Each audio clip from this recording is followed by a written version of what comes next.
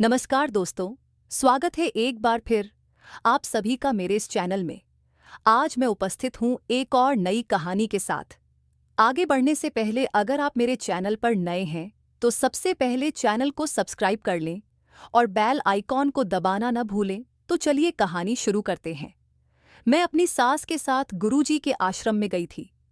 गुरुजी का अंदाज किसी को भी सम्मोहित कर देने वाला था। वो बोले, जैसा जैसा मैं बोलूं तुम्हें वैसा ही करना होगा। गुरुजी ने अपने एक शिष्य मोहन को मेरे साथ भेजा। वो मुझसे कुछ निजी सवाल पूछने लगा, जैसे मेरा साइज क्या है, मुझे नियमित पीरियड्स आते हैं या नहीं, किस डेट को आता है, और भी बहुत सारे सवाल। उसके इतने निजी सवालों का जवाब दे पाना मेरे लिए बड़ा ही मुश्किल था, लेकिन मैं अपना सिर झुकाकर जवाब दे रही थी। फिर उसने मुझे कपड़े बदलने को कहा। देखते ही देखते दरवाजे के ऊपर से मेरे सारे कपड़े उसने अपनी तरफ खींच लिए। पता नहीं उसने जो बोला उससे मैं और भी शर्मा गई। मेरे भीगे कपड़े देखकर उसने मुझसे पूछा, मैडम आपको पसीना बहुत आता है। फिर मैंने और टाइम बर्बाद नहीं किया और अपने अंदरूनी कपड़े धोने लगी, वरना उनके गीले धब्बे देखकर ना जाने क्या क्या सवाल पूछेगा। मैं अपने कपड़े धोने लगी कि तभी दरवाजे के ऊपर कुछ आवाज हुई। मैंने पलटकर देखा। मोहन ने दरवाजे के ऊपर मेरी दूसरी साड़ी लटका दिए थे, पर पेटीकोट दरवाजे से फिसलकर बाथरूम में फर्श पर गिर गया था। मोहन बोला, सॉरी मैडम, वो फिसल गया। मैंने देखा वो फर्श में गिरने से गीला हो गया है। मोहन बोला, मैडम सूखी जगह पर गिरा या गीला हो गया। मैंने झूठ बोल दिया, वरना वह न जाने फिर क्या क्या बोलता। ठीक है, सूखे में ही गिरा है। मोहन बोला, चलिए शुक्र है, मुझे ध्यान से रखना चाहिए था। तब तक मैंने अपने कपड़े धो लिए थे। फिर मैं अपने बदन में लिपटा टॉवल उतारकर अपने हाथ पैर पोंछने लगी। फिर मैंने दरवाजे के ऊपर से कपड़े उठाकर पहनने लगी। मैं कभी बिना इनरवियर के ब्लाउज नहीं पहनती, पर आज ऐसे ही मुझे पहनना पड़ रहा था। बदकिस्मती से मेरे सफ़ेद ब्लाउज का कपड़ा भी पतला था। मैंने मिरर में देखा, सफ़ेद कपड़े में सब कुछ साफ साफ दिख रहा है। मैंने सोचा कि मैं यह क्यों लेकर आई, पर तब मुझे क्या पता था कि बिना इनरवियर के ही पहनना पड़ेगा। मोहन बोला, मैडम जल्दी कीजिए, मुझे गुरुजी के पास भी जाना है। मैंने जल्दी से वही गीला पेटीकोट पहन लिया। क्या करती, और कोई चारा भी नहीं था। फिर मैंने अपने आप को ठीक किया और खुद को साड़ी के पल्लू से ढक लिया। जब मैं बाथरूम से बाहर आई तो मोहन मुझे देखकर मुस्कुराया। तभी मैं लड़खड़ा गई, जिससे पतले ब्लाउज में मेरी स्थिति असहज हो गई। मैंने देखा, मोहन की नज़रों ने इसे मिस नहीं किया।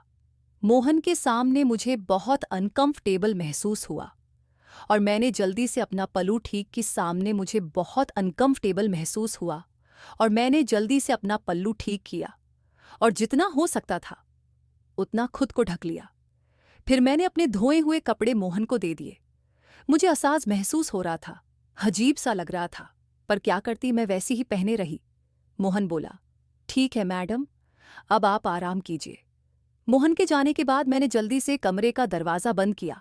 करीब 1 घंटे तक मैंने आराम किया। जैसे ही मैं उठी तभी किसी ने दरवाज़ा खटखटा दिया। प्लीज़ 1 मिनट रुकिए, अभी खोलती हूँ। मैंने फिर साड़ी ठीक करके दरवाज़ा खोल दिया। दरवाजे पर कमल खड़ा था। कमल बोला, मैडम दीक्षा के लिए गुरुजी आपका इंतज़ार कर रही है। मोहन ने मुझे भेजा है आपको लाने के लिए। कमल नाटे कद का था, शायद 5 फुट से कम ही होगा। उसकी आंखों का स्तर मेरी छाती तक था, इसलिए मैं इस बात का ध्यान रख रही थी कि मैंने साड़ी ठीक से पहनी हो। ठीक है, मैं तैयार हूँ। लेकिन मोहन ने कहा था कि दीक्षा से पहले मुझे स्नान करना पड़ेगा। हाँ मैडम, दीक्षा से पहले स्नान करना पड़ता है, पर वह स्नान खास किस्म की जड़ी बूटियों को पानी में मिलाकर करना पड़ता है। आप चलिए, वहीं गुरुजी के सामने स्नान होगा। उसकी बात सुनकर मैं चौंक गई। मैं बोली, क्या गुरुजी के सामने स्नान? यह मैं कैसे कर सकती हूँ? कमल बोला, अरे नहीं मैडम, आप गलत समझ रही हैं। मेरे कहने का मतलब है, गुरुजी खास किस्म का जड़ी बूटी वाला मिश्रण बनाते हैं। आपके नहाने से पहले गुरुजी कुछ मंत्र पढ़ेंगे। दीक्षा वाले कमरे में एक बाथरूम है, आप वहां नहाएंगी। कमल के समझाने से मैं शांत हुई। मैडम, किसने कहा है कि आप छोटी बच्ची हैं? कोई अंधा ही ऐसा कह सकता है।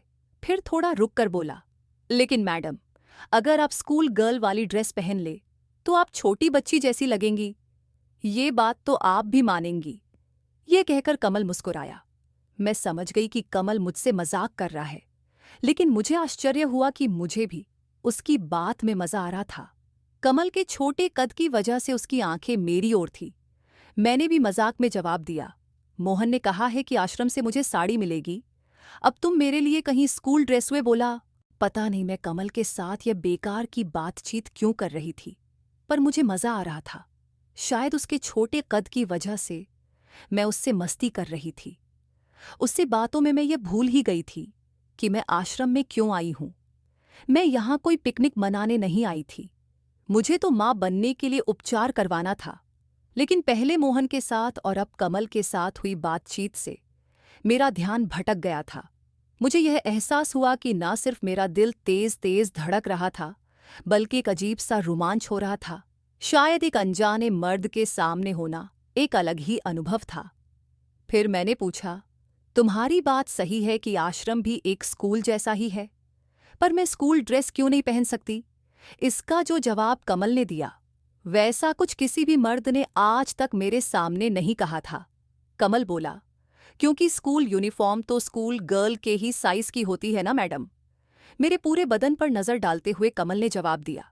फिर बोला, अगर मान लो मैं आपके लिए स्कूल ड्रेस ले आया, सफेद टॉप और स्कर्ट, मैं शर्ट लगा सकता हूं कि आप इसे पहन नहीं पाओगी। अगर आपने स्कर्ट में पैर डाल भी लिए तो वो ऊपर को जाएगी नहीं, क्योंकि मैडम आपके आकार बड़े हैं, और टॉप का तो आप एक भी बटन नहीं लगा पाओगी। अगर आप बिना अंडरगारमेंट्स के हो तब भी नहीं, जैसे अभी हो। तभी तो मैंने कहा था मैडम कि अगर आप पहन ना पाओ तो मुझे बुरा भला मत कहना। उसकी बात से मुझे झटका लगा। इसको कैसे पता कि मैंने कोई अंदरूनी वस्त्र नहीं लूंगी? हो सकता है टॉप ना पहन पाओ। भगवान का शुक्र है कि आश्रम के ड्रेस कोड में स्कूल यूनिफॉर्म नहीं है। मैं हंसने लगी और कमल भी मेरे साथ हंसने लगा। कमल की हिम्मत भी अब बढ़ती जा रही थी, क्योंकि वह देख रहा था कि मैं उसकी बातों का बुरा नहीं मान रही हूं और उससे हंसी मजाक कर रही हूं। ऐसी बेशर्मी मैंने पहले कभी नहीं दिखाई थी, पर पता नहीं क्यों कमल के साथ मुझे मजा आ रहा था। इन बातों का मेरे शरीर पर असर पड़ने लगा था। मेरी सांसें थोड़ी भारी हो चली थी और मुझे सीधा खड़ा रहना भी मुश्किल हो रहा था। इसलिए साड़ी ठीक करने के बहाने मैंने अपने आप को दरवाजे पर टीका। फिर आप पहन के देख लेना कि मैं सही हूं, या आप कमल मुझे दाना डाल रहा है कि मैं उसके सामने स्कूल ड्रेस पहन के दिखाऊं। ये बात मैं समझ रही थी, पर इस मजाक में मुझे भी मजा आ रहा था। सच में क्या आश्रम में तुम्हारे पास स्कूल ड्रेस भी है? ऐसा कैसे? कमल बोला, मैडम, कुछ दिन पहले गुरुजी का एक भक्त अपनी बेटी के साथ आया था, लेकिन जाते समय वो एक पैकेट यही भूल गया जिसमें उसकी बेटी की स्कूल ड्रेस और कुछ कपड़े थे। वो पैकेट ऑफिस में ही रखा है, लेकिन अभी देर हो रही है। गुरुजी दीक्षा के लिए इंतजार कर रहे होंगे। हमारी छेड़खानी कुछ ज्यादा ही खिंच गई थी।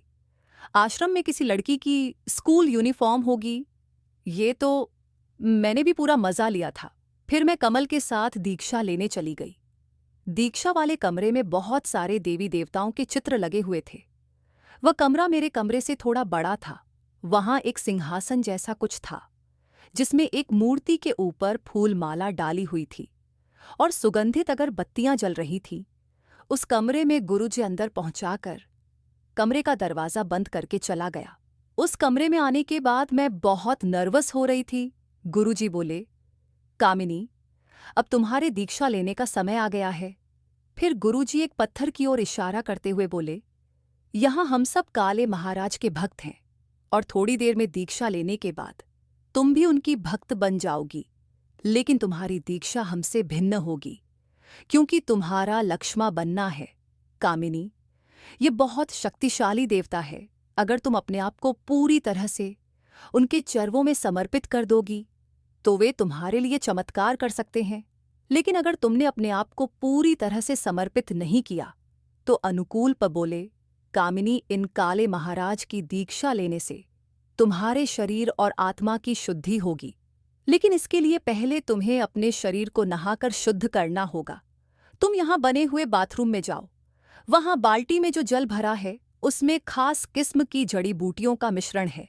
तुम उस जल से स्नान करो और फिर मुझे वो पत्थर देते हुए बोले, स्नान कर लेने के बाद अपने पूरे शरीर पर इन्हें घुमाओ। ऐसा कहकर गुरुजी ने मुझे वह पत्थर दे दिया, जो एक काला सा पत्थर था, लगभग 7 इंच लंबा और 1 इंच चौड़ा था, और एक सिरे पर ज्यादा चौड़ा था। फास्ट फूड सेंटर में जैसा एक रोल मिलता है, देखने में वैसा ही था, मतलब मानो जैसे एक छोटे बेस पर एक रोल रखा हो। लेकिन मेरे मन में यह बात नहीं आई कि यह जो आकृति है, गुरुजी इसके माध्यम से किसी प्रतीकात्मक चीज को दर्शा रही है। गुरुजी बोले, कामिनी, जड़ी बूटी वाले पानी से अपने शरीर को गीला करना, उसके बाद वहीं पर मग में साबुन का घोल बना हुआ है, उस साबुन को लगाना, फिर अपने पूरे शरीर पर काले महाराज को घूमे। गुरुजी, कामिनी, तुम मां बनने के लिए दीक्षा ले रही हो, इसलिए काले महाराज को अपने शरीर के विशेष अंगों पर छुआकर 3 बार इस मंत्र का जाप करना। मैंने हाँ में सर हिला दिया, लेकिन गुरुजी के मुंह से विशेष अंगों का जिक्र सुनकर मुझे बहुत शर्म आई और मेरा चेहरा सुर्ख लाल हो गया। गुरुजी बोले, कामिनी, विशेष अंगों का मतलब सिर्फ वो नहीं होता जो तुम सोच रही हो। पहले तुम मुझे बताओ कि तुम्हारे अनुसार विशेष अंग क्या है। शर्माओ मत, क्योंकि शर्माने से यहां काम नहीं चलेगा। गुरुजी का ऐसा प्रश्न सुनकर मेरा दिल जोरों से धड़कने लगा। मैं हकलाने लगी और जवाब देने के लिए मुझे शब्द ही नहीं मिल रहे थे। जी, वो विशेष अंग, मतलब जिनसे संतान उत्पत्ति होती है। 2 लोगों के सामने मुझे बहुत ही शर्मिंदगी महसूस हो रही थी। गुरुजी बोले, कामिनी, तुम्हें यहां अपने विचार खुलकर व्यक्त करने होंगे। अपना दिमाग खुला रखो और खुलकर बोलो, शर्माओ मत। ठीक है, अपने उन महत्वपूर्ण अंगों का नाम बताओ जहां पर इन पत्थर रूपी काले महाराज को छुआकर तुम्हें मंत्र का जाप करना है। अब मुझे जवाब देना मुश्किल हो गया। गुरुजी मुझसे अपने अंगों का नाम लेने को कह रहे थे। जी, वो, मेरा मतलब छाती और निचला हिस्सा हकलाते हुए और कांपती आवाज में मैंने जवाब दिया। गुरुजी बोले, ठीक है कामिनी, मैं समझता हूं कि एक महिला होने के नाते तुम शर्म महसूस कर रही हो। तुमने सिर्फ 2 प्रमुख अंगों के नाम लिए। तुमने कहा कि तुम छाती पर काले महाराज को घुमाकर मंत्र का जाप करोगी। मैंने शर्माते हुए हाँ में सर हिला दिया। अब घबराहट से मेरा गला सूखने लगा था। कुछ ही मिनट पहले मैं कमल को छेड़ रही थी, लेकिन अब मेरा सामना बहुत अनुभवी लोगों से हो रहा था, जिनके सामने मेरे गले से आवाज ही नहीं निकल रही थी। गुरुजी बोले, कामिनी, तुमने अपने पीठ के हिस्से का नाम लेना भी भूल गई। क्या तुम्हें नहीं लगता कि पीठ का हिस्सा भी एक महत्वपूर्ण अंग है? हे ईश्वर, ये कैसी परीक्षा ले रहे हो? मैं क्या जवाब दूं? मैं सिर झुकाए गुरुजी के सामने बैठी थी। जोर से मेरा दिल धड़क रहा था। मेरे पास बोलने को कुछ नहीं था। मैंने फिर से हाँ में सर हिला दिया। गुरुजी की आवाज बहुत शांत थी और एक बार भी उन्होंने मेरे शरीर की तरफ नहीं देखा था। उनकी आंखें मेरे चेहरे पर टिकी हुई थीं और उनकी आंखों में देखने का साहस मुझ में नहीं था। गुरुजी बोले, कामिनी, देखा तुमने, हम कई चीजों को भूल जाते हैं। तुम्हारे शरीर का हर वो अंग खास है जिनका प्रयोग तुम उस समय करती हो जब तुम अपने पति के साथ होती हो।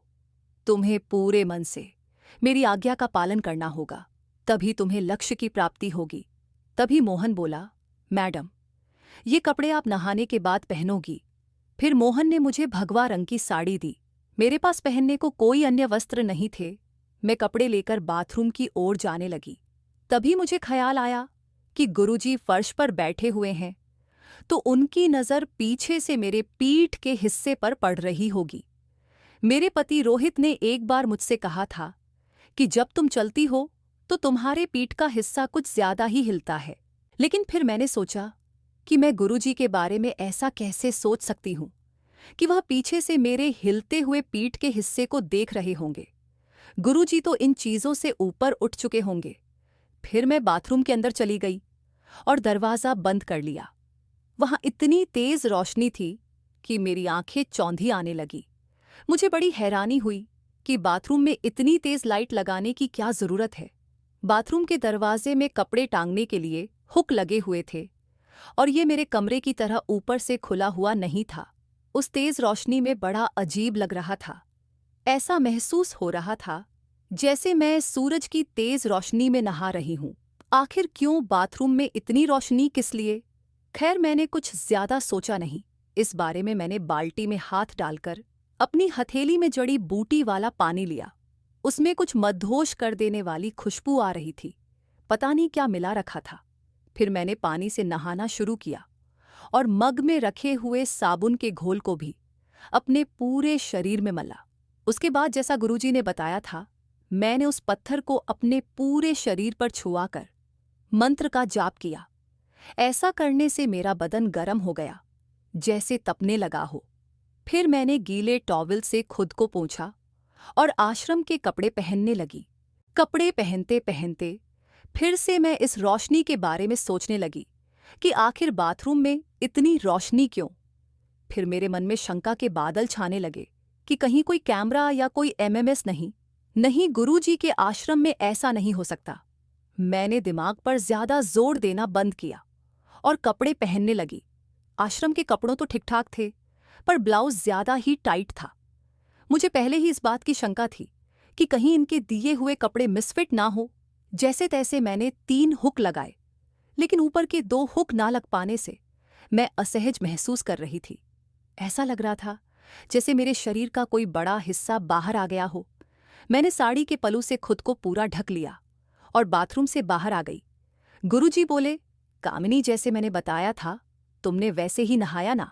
मैं बोली, जी गुरुजी, ठीक है, अब यहाँ पर बैठो और काले महाराज की पूजा करो। गुरुजी ने पूजा शुरू की। वो मंत्र पढ़ने लगे और बीच बीच में मेरा नाम और मेरे गोत्र का नाम भी ले रहे थे। मैं हाथ जोड़ के बैठी हुई थी उस पत्थर रूपी काले महाराज से। मैंने अपने उपचार के सफल होने की प्रार्थना की। मोहन भी पूजा में गुरुजी की मदद कर रहा था। करीब आधे घंटे तक पूजा हुई।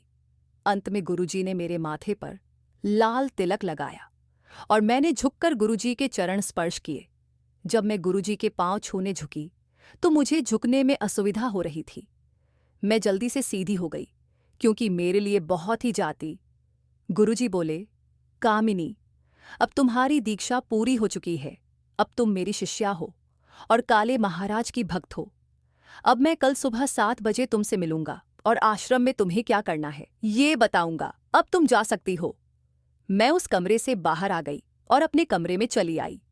मोहन भी मेरे साथ था। मोहन बोला, मैडम, आपको गुरुजी के पास ले जाने के लिए मैं कल सुबह 6:30 पर आऊंगा और आपके अंडरगारमेंट्स भी ले आऊंगा। कुछ देर में कमल आपका डिनर लाएगा।